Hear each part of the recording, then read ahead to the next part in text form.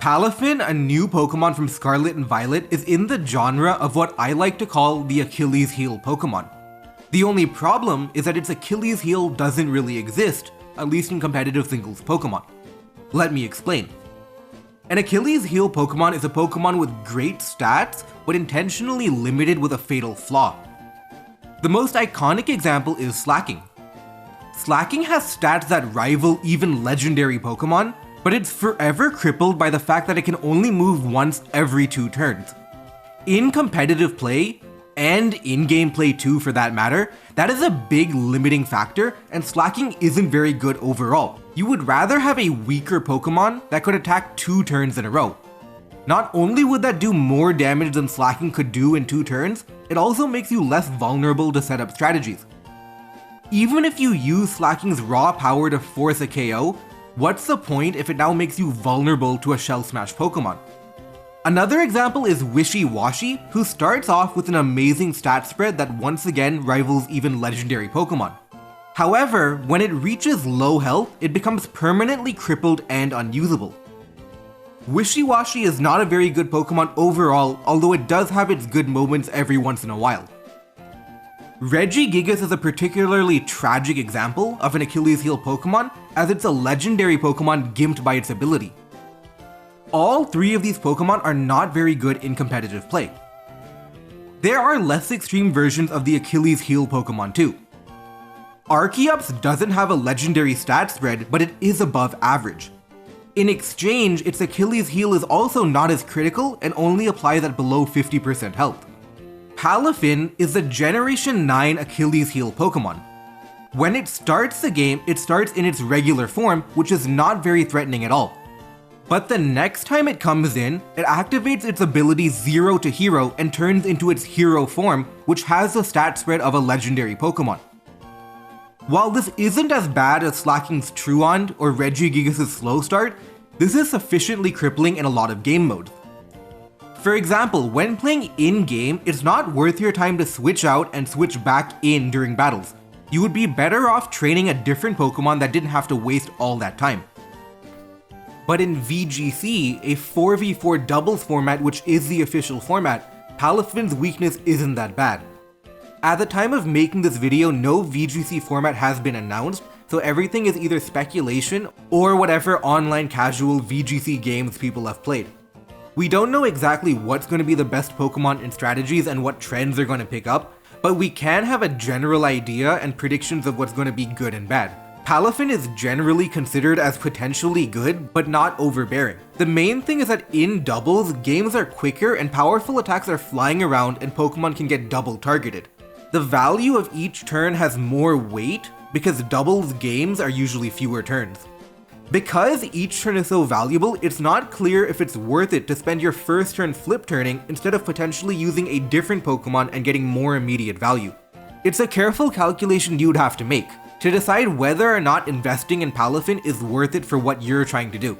Again, a lot of it is up in the air because there hasn't been a VGC tournament yet.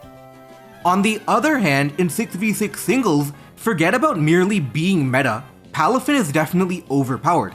It's not even a question of whether or not to use it. In 6v6 singles, games often take longer and the value placed on each turn is less. In Pokémon Showdown singles, you do have the time to switch out Palafin and come back later. Games usually take longer with more switching, and wasting 1 turn is not as big a deal when you're playing a game that lasts 40 turns and not 4. In fact, a common strategy is to lead Palafin with the intent of immediately switching out.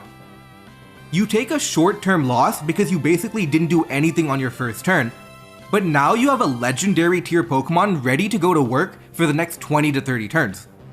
In these longer, drawn-out games, Palafin's Achilles heel isn't really an Achilles heel at all. It's a minor inconvenience at best.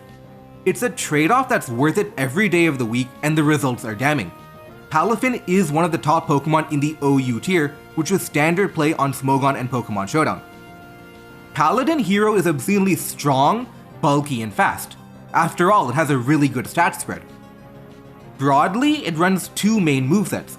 One is an all-out attacker moveset. With the great power of Choice Band and potentially Terra Water, Wave Crash plus Jet Punch Palafin can crush a team. Wave Crash is extremely strong and can take out defensive Pokémon, while Jet Punch can snipe almost every fast offensive Pokémon. Even the bulkiest Pokémon in the tier can struggle with that much power and the coverage moves like Zen Headbutt in close combat. Rain teams also naturally used Palafin and turned it into a premier offensive threat. But truthfully, it didn't really become game-breaking until its second moveset. In fact, not as many people viewed Palafin as overpowered. It was really good, a top threat for sure, but not something you couldn't handle. Wave Crash, while strong, had recoil. You could also try and punish Palafin locked into a choice-locked attack. When Houndstone and Fluttermane were still in the tier, Palafin was definitely a little overlooked. But all that changed when people started using the next moveset and realizing how tough it could be to bring down. The second moveset is its Bulk Up moveset. Bulk Up, Taunt, and then a move like Drain Punch can be incredibly difficult to handle. Palafin is naturally fast, so it can taunt a lot of Pokémon that may try to use Toxic on it. Taunt is generally important to break down defensive Pokémon. You can stop recovery moves, status moves, you can even stop an opposing Pokémon from trying to set up alongside you. Bulk Up increases its already insane attack, and Drain Punch keeps it healthy. But perhaps most importantly, Jet Punch makes revenge killing Palafin tough because of the priority it has. Palafin's strong attack stat has a relatively strong priority move too. You can't use any random offensive Pokémon to deal with Palafin. The Pokémon you use to outspeed Palafin has to be able to take a 160 base attack Jet Punch, often at +1 or higher attack, and you would need to overcome Palafin's raw bulk too. Furthermore, Water is already a naturally good defensive typing, and Palafin can still Terra into something like Fighting if it needs to. Changing types with Terrestrialization allows you to beat Pokémon you wouldn't normally be able to. For example, you could literally beat Amoonguss 1v1 if you had the right Terra type, because Taunt would block the use of Spore, and then you could take it on if you resisted Amoonguss' stab combination. Its bulk, good initial defensive typing, and ability to change that typing if it needed to made the Bulk Up moveset tricky to take down. Also, as a note, besides Bulk Up Taunt, Palafin can even drop Taunt and go more offensive with a move like Ice Punch to hit Dragonite. Realistically though, you wouldn't see that too often because Bulk Up plus Taunt can carry a team. Palafin will almost undoubtedly get banned from OU because there's realistically nothing that can take it on. What makes Palafin so tough to deal with is its raw power coupled with its utility. It has the stats of a legendary and its move pool is good too. In the context of competitive singles Pokémon, Palafin, the Achilles heel Pokémon, doesn't have an Achilles heel, and as a result, it's one of the best Pokémon in the tier and will very likely get banned in the near future.